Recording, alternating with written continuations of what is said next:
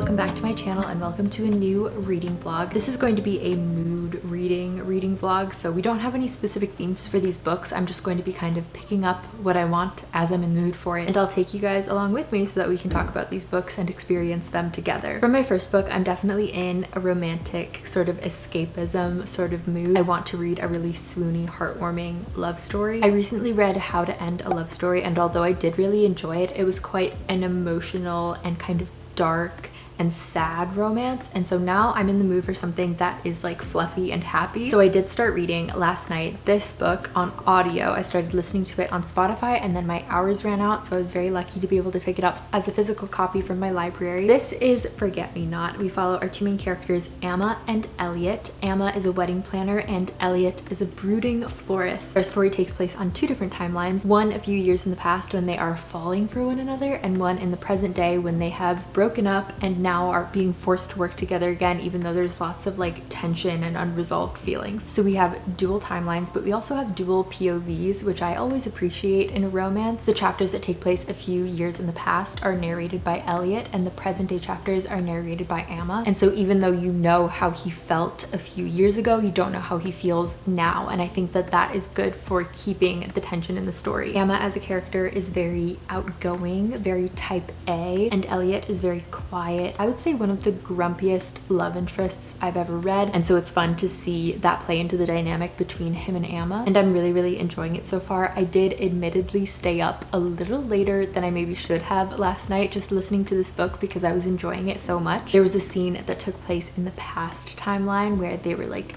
angry at each other and there was tension and they ended up kissing, which is such a cliche, but it still made me like giggle and squeal. And it's fun to see that sort of like physical chemistry they have and that obvious connection that they have juxtaposed with the present day when they are so like chilly and hostile to one another. They have to work together again because they're working on this very high profile wedding for a famous influencer, and hearing about the planning process is really fun, especially in terms of how they describe the floral arrangements and how the venue looks. It makes me really wish that this was a movie or will be adapted into a movie because I want to see all of the creations in real life. But yes, I'm absolutely flying through this. I'm really looking forward to finding out why they broke up because it seems like they're both still really in love with each other and again have lots of unresolved feelings. It's really funny and I like the writing, at least how it was narrated in the audiobook, and hopefully I continue to like it in the physical format as well.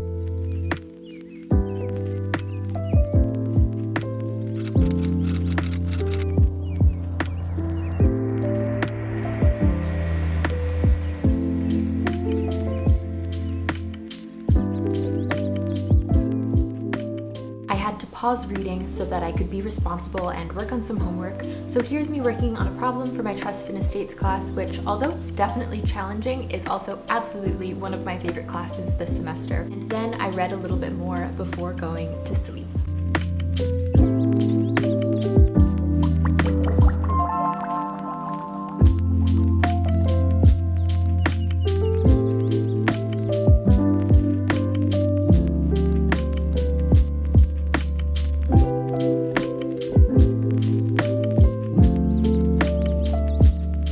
Okay, we've gotten our reveal. We now know why Amma and Elliot broke up originally, which is always such a majorly important part, particularly of a second chance romance. The reveal of the reason for the original breakup, I think, sometimes can really make or break a second chance romance. Because if we have two characters who have broken up and are now getting back together, the reason for the original breakup needs to be bad enough to justify a breakup, naturally, but it also can't be so bad that the characters can't forgive one another and come back from it. And sometimes that can be a delicate balance to strike. No spoilers, obviously, but I always think of Every Summer After by Carly Fortune. I actually buddy read that with my friend Mackenzie around the time that it came out and was popular. And it was a really fun book to discuss and to buddy read with another person. But part of that breakup was so messy that I had a hard time like believing and being able to wrap my head around the idea that these characters could like forgive what happened. So it made it harder for me to really root for the characters to get back together. So yeah, I do think that having that delicate balance of a breakup that is understandable but also not so bad that the characters can't reconcile is very important. And I think that this book strikes that balance relatively well, particularly because we as readers are so aware of the characters' insecurities, especially Amma, and the way that those insecurities would affect the two of them in their relationship. And it really makes the reasoning for their breakup very understandable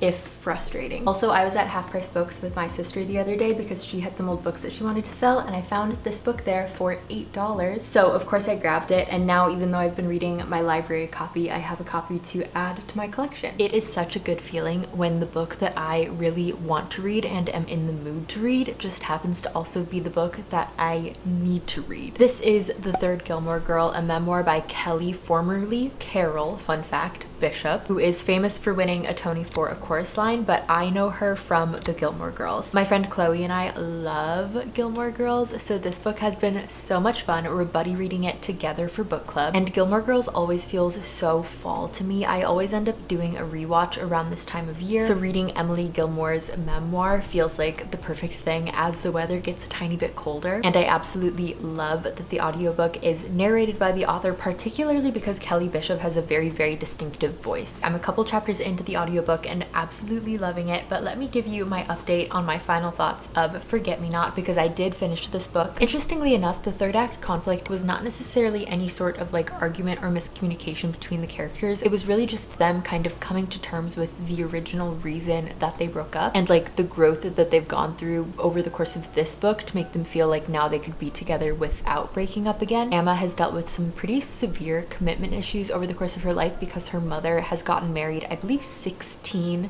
times, and so Emma just, even though she's a wedding planner, does not believe that marriages last, whereas Elliot very much wants to get married and he's like obsessed with Emma, which is one of my favorite things about him. I love a male lead who is obsessed with the main character of the book, especially if he's someone like Elliot in this case, who is like usually a little bit more antisocial and standoffish. So his dynamic with Emma was very, very sweet, but again, they have these at least seemingly opposed views about marriage and commitment, which causes a lot of friction between them throughout their relationship.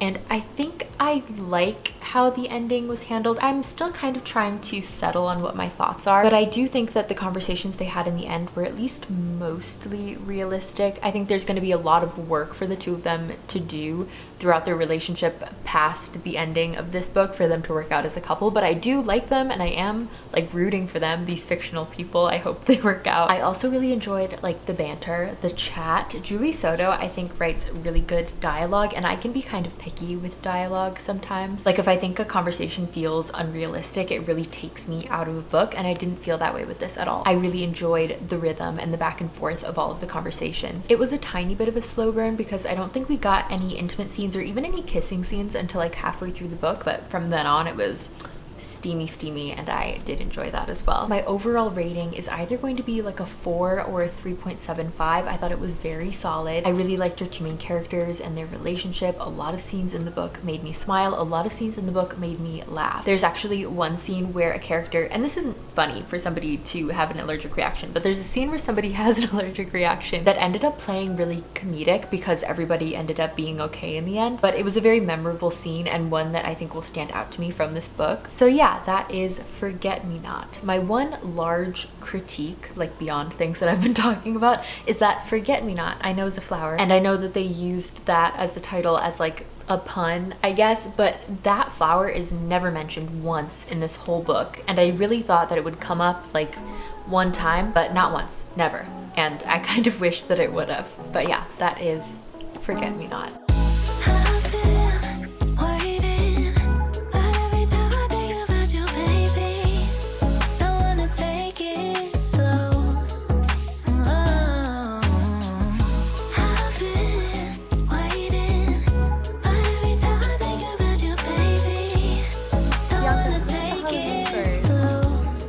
Wait, did you say that people are complaining about them because they have mouths? Yeah. Oh, yeah, I guess that is kind of weird. It looks like they have little noses. So I like this guy, and I like the punk rocker. I like this guy, and I like this bat guy. Oh, I like him. Like a goblin. He does kind of look like a... Is he supposed to be a bat? I think so. Oh yeah, Bat Rick is his name. It says on his little tag. That's funny. Spelma? What's this one? Hodge. Okay, that was a little underwhelming. This one's Gordon, which is... Hoodie. Oh, Hoodie? I don't know about that. This one is Glitters. Glitters the pink bird. What's the spider? Skitter spider. I don't know. I agree, the mouth kind of freaks me out. Oh well. That's okay, the Christmas birds are cuter anyway.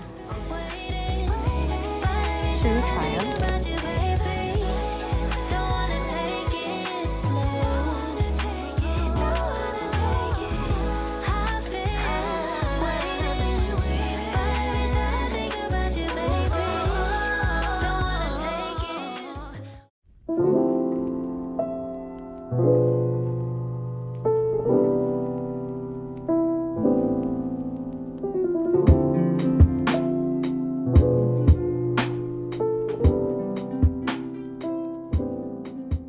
The most important thing that I got at Target yesterday were these command strips, or the picture hanging strips, because I don't know if you've noticed, but my gallery wall has a hole in it, and that is because I was hanging stuff and then ran out of picture strips. So I'm happy to be able to fill that hole because it has been kind of bothering me. And now Audrey can go in her rightful spot. This illustration was actually a gift from my first boss. He found it at like a flea market, I want to say, and he said that it reminded him of me because we would always talk about like old Hollywood movies together and how much I loved like James Dean and Natalie Wood and Audrey Hepburn. I hope that's even because I don't have my leveler out right now. And I also made a quick stop to pick up some photos to hang up on this corkboard up here. So I'm going to arrange these and tell you guys my update on the third Gilmore Girl because I am about halfway through now and I'm really enjoying it, but it is moving so quickly. I think just because she's covering such a long period of time so quickly, she really jumps from event to event to event. And I do sometimes wish that we could like slow down and sit in a scene for a minute so that I felt like I knew these people and these characters a little bit better. But she's talking about so many people and so many things that are happening that, like I said, it just feels like she has led a very, very fast-paced life until I realized that the period of time that she's been describing in one chapter has actually been like 15 years. But I am really enjoying the book so far, especially learning about her dancing career and Broadway career, which was something that I didn't really know very much about because, like I mentioned before, I really only know her from Gilmore Girls. So it's definitely been interesting insight into her life, even though I am really excited for when we finally get to the Gilmore Girls portion of the book.